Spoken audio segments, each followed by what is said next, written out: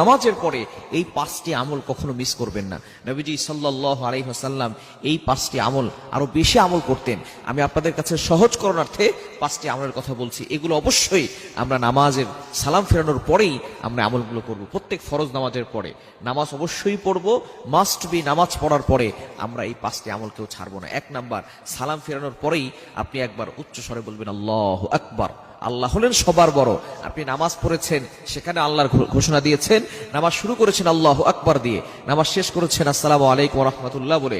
এরপর আপনি আবারও আল্লাহু আকবার বলে আল্লাহকে ঘোষণা দিতে যাচ্ছেন, আল্লাহ আপনি হলেন সবার বড়, আপনার থেকে বড় আর কেউ নাই। এরপরে আপনি বলবেন আস্তাগফিরুল্লাহ। মুসলিম শরীফের হাদিস, তিরমিজি শরীফ, বিভিন্ন সিয়াসিত্তার হাদিসের কিতাবের ভিতরে হাদিসটি এসেছে। 1 নাম্বার হচ্ছে আল্লাহু আকবার বলা, 2 নাম্বার হচ্ছে ইস্তেগফার। অবশ্যই আপনি 3 বার ইস্তেগফার পড়বেন, আস্তাগফিরুল্লাহ আস্তাগফিরুল্লাহ আস্তাগফিরুল্লাহ, এটা 3 বার পড়বেন। এখন অনেকে বলবেন, হুজুর নামাজ তো ভালো কাজ করেছি, ইস্তেগফার করার কি দরকার?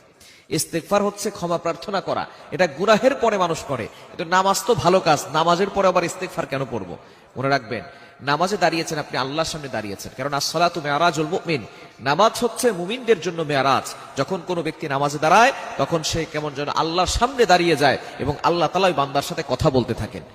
নবীজি সাল্লাল্লাহু আলাইহি ওয়াসাল্লাম সহিহ মুসলিম শরীফের ভিতরে বলে দিয়েছেন যে ব্যক্তি নামাজে দাঁড়ায় সূরা ফাতিহা পড়ে আলহামদুলিল্লাহি রাব্বিল আলামিন, all praise is due to Allah, সমস্ত প্রশংসা আল্লাহর জন্য, সাথে সাথে আল্লাহ বলে হামিদানি আব্দি, my servant is praising me, আমার বান্দা আমার প্রশংসা করেছে। সুতরাং বান্দা আল্লাহর সাথে নামাজের ভিতরে কথা বলে। এখন আপনি নামাজের ভিতরে আল্লাহর সামনে দাঁড়িয়েছেন, এখানে যদি আপনার কোনো ভুল হয়ে যায়, আপনার জানা হোক অজানা হোক, জানা অজানা কোনো ভুল হয়ে গেলে আপনি আল্লাহর কাছে ক্ষমা চাইবেন। ভালো কাজ নামাজ, এই ভালো কাজের ভিতরেও আমাদের ভুল হওয়ার সম্ভাবনা আছে। এজন্যই আমরা নামাজের শেষে কি চমৎকার ভাবে নবী সাল্লাল্লাহু আলাইহি ওয়াসাল্লাম আমাদেরকে শিক্ষা দিয়েছেন, একবার আল্লাহু আকবার বলার পরে 3 বার আস্তাগফিরুল্লাহ আস্তাগফিরুল্লাহ আস্তাগফিরুল্লাহ, আল্লাহর কাছে ক্ষমা প্রার্থনা করে নিব। তাহলে নামাজের ভিতরে যে ভুল ত্রুটিগুলো হয়েছে ছোটখাটো, এগুলো আল্লাহ পাক রব্বুল আলামিন ক্ষমা করে দিবেন। 3 নাম্বার হচ্ছে, এই হাদিসের ভিতরে এসেছে, এই দোয়াটা নবী সাল্লাল্লাহু আলাইহি ওয়াসাল্লাম পড়তেন। ইস্তেগফার 3 বার পড়ার পরে তারপরে বলতেন আল্লাহুম্মা আনতাস সালাম ওয়া মিনকাস সালাম তাবারাকতা রব্বানা ওয়া তাআলাইকা ইয়া জাল জালালি ওয়াল ইকরাম। এই দোয়াটা আমরা পড়বো ইনশাআল্লাহ প্রত্যেক নামাজের পরে। আল্লাহু আকবার একবার বলবো, 3 বার আস্তাগফিরুল্লাহ পড়বো, এরপরেই আমরা এই দোয়াটা পড়বো আল্লাহুম্মা আনতাস সালাম ওয়া মিনকাস সালাম তাবারাকতা রব্বানা ওয়া তাআলাইকা ইয়া জাল জালালি ওয়াল ইকরাম। এটা আমরা পড়ে নিব ইনশাআল্লাহ। এরপরে হচ্ছে আমরা 4 নম্বরে আয়াতুল কুরসি পড়বো। নামাজের পরে আয়াতুল কুরসি অবশ্যই পড়বেন। 5 ওয়াক্ত নামাজের পরে আয়াতুল কুরসিটা পড়ে নেবেন, কেননা নবীজি সাল্লাল্লাহু আলাইহি ওয়াসাল্লাম জানিয়ে দিয়েছেন, মান ক্বারা আয়াতাল কুরসি ফি দুবুরি কুল্লি সালাতিন মাকতুবা লাম ইয়ামনাহু মিন দুখুলিল জান্নাহ ইল্লাল মাউত। অবশ্যই যে ব্যক্তি 5 ওয়াক্ত নামাজের পরে আয়াতুল কুরসি পড়ে, ওই ব্যক্তির মৃত্যু হতে দেরি সাথে সাথে আল্লাহ পাক রব্বুল আলামিন তার কবরখানা জান্নাতের বাগান বানিয়ে দেন। অর্থাৎ কবরে দেওয়ার পরেই মৃত্যু শুধু তার বাকি থাকে, একটা দেয়াল হিসেবে থাকে। মৃত্যু হতে দেরি, ইন্তেকাল হতে দেরি, আল্লাহ পাক রব্বুল আলামিন সাথে সাথে তার কবরখানা জান্নাতের বাগান বানিয়ে দিবেন, সে জান্নাতে ঢুকে যাবে। এজন্য অবশ্যই 5 ওয়াক্ত নামাজের পরে আমরা আয়াতুল কুরসি কখনো মিস করব না।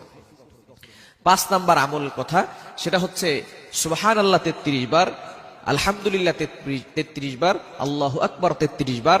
এরপরে 100 নম্বরের সময় 33 33 33 হয় 99, 100 বারের সময় পড়বেন লা ইলাহা ইল্লাল্লাহু ওয়াহদা লা শারীকা লা লাহুল মুলকু ওয়া লাহুল হামদু ওয়া হুয়া আলা কুল্লি শাইইন কাদির। সহিহ মুসলিম শরীফের হাদিস, তিরমিজির ভিতরে রয়েছে, যে ব্যক্তি এই আমলটি করবে আল্লাহ পাক রব্বুল আলামিন ওই ব্যক্তির পিছনের যত গুনাহ আছে সকল গুনাহ খাতাগুলো ক্ষমা করে দিবেন।